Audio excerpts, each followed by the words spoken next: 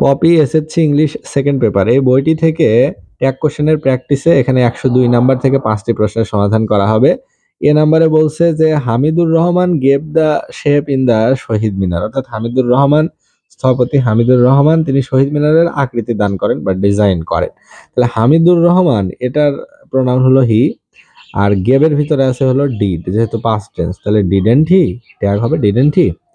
B নাম্বারে বলছে he combined in the Bangali aspirations, তাহলে কম্বাইন্ড হি আছে, তাহলে হি তো থাকবেই, প্রোনাউন হি, আর কম্বাইন্ডের ভিতরে আছে ডিড, তাহলে এটাও হবে ডিডেন্ট হি।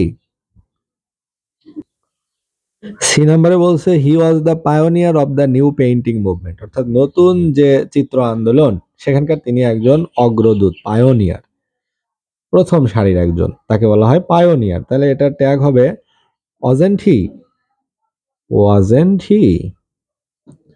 ডি নাম্বারে বলছে people admire him for his outstanding design of the central Shaheed Minar, কেন্দ্রীয় শহীদ মিনারের যে সুন্দর নকশা সেটার জন্য মানুষ তাকে অ্যাডমায়ার করে, প্রশংসা করে, তাহলে পিপলের জন্য হবে দে, আর এই যে অ্যাডমায়ারের ভিতরে আছে ডু বা ডাস, তাহলে ডোন্ট দে, ডোন্ট দে হবে।